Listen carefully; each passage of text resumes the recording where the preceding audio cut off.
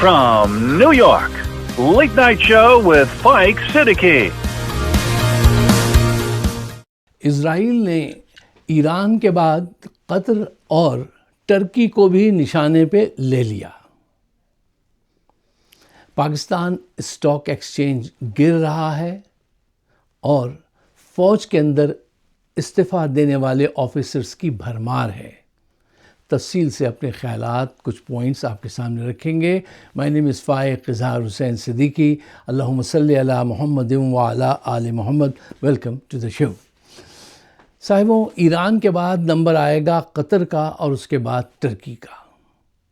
اسرائیل جو طے کرتا ہے اس طرف سفر ضرور کرتا ہے.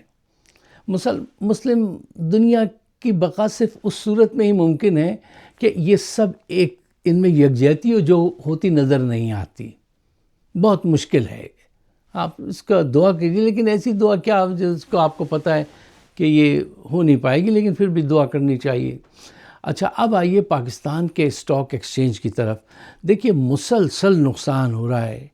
ایک مہینے میں انڈیکس جو ہے وہ 12% کم ہوا ہے.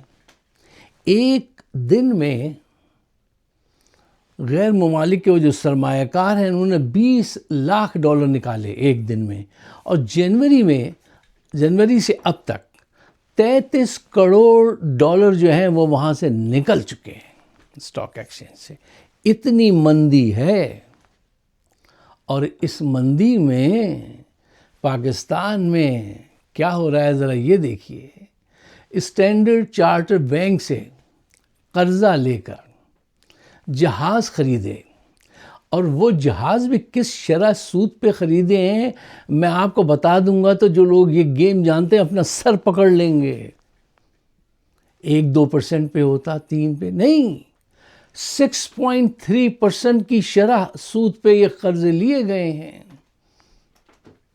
ذرا اندازہ لگائیے اس عیاشی کا یا اس اندھے پن کا. دیکھیے آپ کو پتہ ہے، اس ٹائم سیو کرتے ہیں، سب پتہ ہے آپ کو کہ پاکستان پہ کتنا قرض ہے اور 50% لوگ شرح غربت سے نیچے ہیں.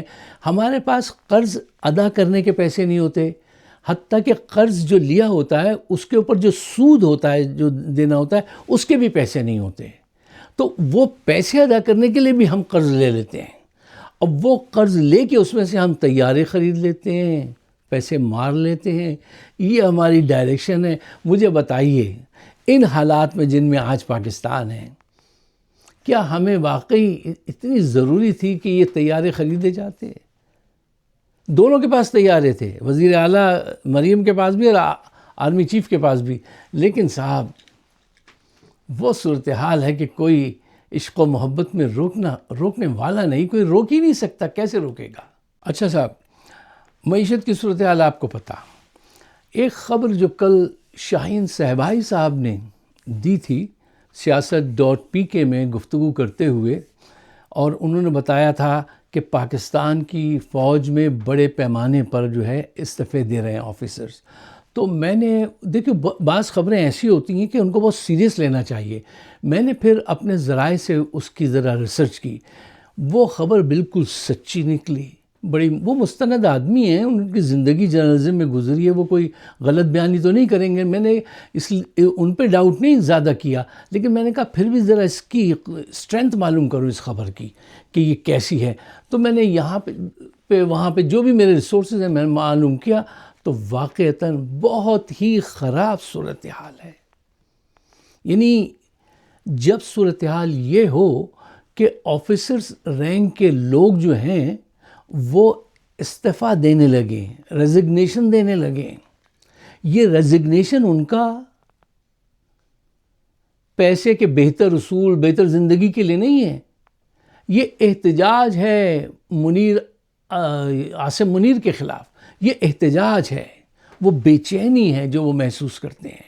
اچھا 1 یا 2 استعفیٰ دے دے. جب استعفے اتنی بڑی تعداد میں آنے لگے تو پھر یہ بات جو ہے وہ آپ چھپا نہیں سکتے. پھر یہ پوری فوج کے اندر پھیل چکی ہے اور لوگ اس حقیقت کو جانتے ہیں. ہم فوج کی ہر بات کو چھپاتے آئے ہیں نا، ہر گندگی پہ کارپیٹ بچھا کر یہ دعویٰ کرتے رہے ہیں سب چیزیں ٹھیک ہیں. ایسا ہے نہیں، اب کارپیٹ اٹھانا پڑے گا اور نیچے سے صفائی کرنی پڑے گی۔ اچھا، ایک پہلو تو یہ ہے، دوسرا پہلو اس سے بھی زیادہ خطرناک ہے۔ اب پوچھئے وہ کیا ہے؟ ایک طرف کیپٹن اور اس سے اوپر کے لوگ استعفے دے رہے ہیں، دوسری طرف فوج کے اندر جو بھرتی ہونے کے لیے لوگ آتے تھے انہوں نے آنا بند کر دیا ہے، اس میں بہت کمی ہو گئی ہے۔ اتنی کمی آج تک دیکھنے میں نہیں آئی تھی۔ یار خدا کے واسطے کچھ تو سوچو، تم اس ملک کو کس ڈگر پہ لے آئے ہو کہ جو اندر موجود ہیں وہ استعفے دے رہے ہیں اور باہر سے آنے والے تیار نہیں ہیں فوج میں جانے کے لیے۔ اس سے بڑا ڈیزاسٹر ہو سکتا ہے۔ آپ فوج کو بارڈر دوسری طرف سے بھارت سے وہ خطرہ نہیں ہے جو خطرہ آپ کو اندر سے ہوا ہے اور ہو رہا ہے، اس کے باوجود عیاشیاں جو ہے جاری ہیں۔ آج سے پہلے جو فوج میں بھی جو لوگ تھے، میجر کرنل رینک کے لوگ، وہ سمجھتے تھے یار ایک آدھ جنرل جو ہے وہ تو ہر فوج میں ہر ملک کی ایک آدھ کرپٹ ہوتا ہے تو کوئی بات نہیں۔ اب جب حقائق سامنے آ رہے ہیں تو پتہ چل رہا ہے یہاں ایک نہیں، پوری دال کالی ہے، ہر سطح پہ کرپشن ہے۔ کیوں؟ آپ نے انوالو کیا ہے ان کو دولت کی چاہت میں، سیاست میں۔ کب سے سیاسی کام کر رہے ہیں اور ہر وقت عوام کے منہ پہ آ کے جھوٹ بولتے ہیں ہمارا سیاست سے کوئی تعلق نہیں ہے۔ یعنی لوگ اتنا ان سے نالا ہیں کہ تم ہمارے درمیان میں آ کے 3 گھنٹے سیاست پہ باتیں کرتے ہو اور ہمیں سب پتہ ہے تم کس کو حکومت بنواتے ہو، کس کو جیل میں بند کر دیتے ہو، اور پھر کہتے ہو تمہارا سیاست سے کوئی تعلق نہیں ہے۔ یعنی ایسی دھول جھونکنا چاہتے ہو آنکھوں میں جو کسی صورت چلے گی نہیں۔ دیکھیے اس وقت فوج میں ہر سطح پہ انسرٹنٹی پائی جاتی ہے، بیزار ہیں لوگ۔ کیوں؟ وہ جو وہاں فوج میں لوگ ہوتے ہیں وہ بھی تو ہمارے آپ کے درمیان کے لوگ ہیں، وہ بھی تو انسان ہیں، ان کے بھی تو دل ہیں، احساسات ہیں۔ وہ سب دیکھ رہے ہوتے ہیں کہ کیا جھمیلا لگایا ہے انہوں نے، کیسے اس بڑھاپے میں عشق لڑائے جا رہے ہیں اور طیارے خرید رہے ہیں اور گھوم رہے ہیں اور سارے غلط فیصلے کر رہے ہیں۔ ٹھیک ہے نا؟ یار ایک فیصلہ انہوں نے آج تک صحیح نہیں کیا ہے۔ اب انٹرنیشنل لیول پہ بھی پاکستان کو پھنسا دیا۔ ہر وہ کام کیا جو ایک لسٹ بناتے ہیں نا ہم پالیٹکس میں، vote to do and vote not to do, انہوں نے سارے وہ کام کیے vote not to do. Uncertainty پوری فوج کے اندر۔ اچھا، اس وقت ایک جو بہت خطرناک چیز ہے فوج کے اندر وہ یہ ہو رہی ہے کہ ہر ایک دوسرے کے جرم کو چھپا لیتا ہے۔ وہ کورٹ مارشل کا جو ایک ڈنڈے کا ایک تصور تھا نا سخت ہمارے پاس، وہ دیکھیے کیا ہوا۔ وہ ان صاحب کو پکڑا تھا، فیض صاحب کو، وہ کہاں ہیں پوچھئے؟ کوئی پوچھنے والا ہے؟ نہیں۔ کراچی میں 30 سال سے وہ لوٹ رہے ہیں۔ اس فورس کا کیا نام ہے؟ رینجرز۔ 1 سال کے لیے آئی تھی، 2 سال کے لیے آئی، 30 سال ہو گئے وہ وہاں سے نہیں ہلتے، کیونکہ ہر ایک مال بنا رہا ہے اس میں۔ اسمگلنگ کہاں سے ہوتی ہے؟ ایئرپورٹ سے ہوتی ہے، بارڈر سے ہوتی ہے۔ بارڈر پہ جا کے آج بھی دیکھ لیجئے اسمگلنگ ہو رہی ہے، فوج کھڑی ہوئی ہے۔ اتنی بربادی، اس سطح کی بربادی، اور سب عوام دیکھ رہی۔ کیا عوام نہیں دیکھ رہی؟ وہ لوگ جو آپ کو قرضہ دیتے ہیں کیا وہ یہ نہیں دیکھ رہے کہ یار یہ ہم سے قرضہ کہتے ہیں رول اوور کر دو، کچھ ہم سے معافی کروانا چاہتے ہیں اور یہ ہم سے قرضہ لے کے جو ہے عیاشیاں کر لیتے ہیں۔ 10 لاکھ روپے اور 25 لاکھ روپے ایک چھت پہ کھڑے ہونے کے ادا کر رہی ہے یہ ایلیٹ کلاس کے لوگ، اتنی عیاشیاں کر رہے ہیں۔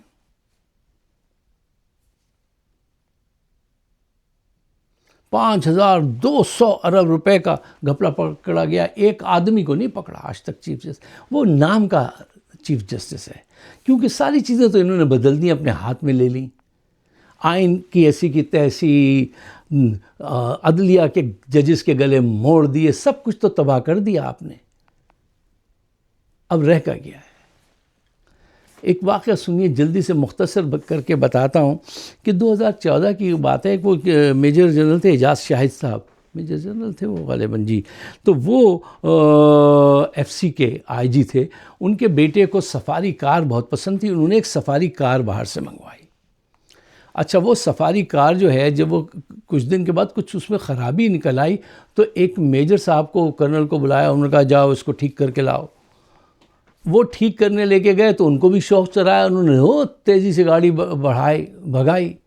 اب وہ ایکسیڈنٹ ہو گیا. وہ اس میں مر گئے. اب یہ دیکھیے کس کس سطح پہ جھوٹ بولا جا رہا ہے یاروں. کچھ تو سوچو, کچھ تو خیال کرو. ان پہ الزام لگا دیا مرنے والوں پہ کہ وہ حادثہ ہو گیا, وہ اتنی زیادہ تیز چلا رہے تھے کہ یہ لے گئے تھے زبردستی, یہ کار انہوں نے چرا لی تھی یا کچھ اس قسم کا. بعد میں تحقیق ہوئی تو پتہ چلا نہیں بھائی ایسی کوئی بات نہیں, ان کو تو ٹھیک کرنے کو دی تھی انہوں نے. تو اب مجھے بتائیے وہ جو شاہد صاحب ہیں ان کی سزا کیا ہونی چاہیے تھی؟ جھوٹ بولنے پہ اور یہ سفاری منگانے پہ کوئی سزا نہیں ہوئی. سب ایک دوسرے سے ملے ہوئے نا, صرف اتنی سزا ہوئی کہ آپ وہ لیجئے ریٹائرمنٹ لیجئے, ارلی ریٹائرمنٹ لیجئے.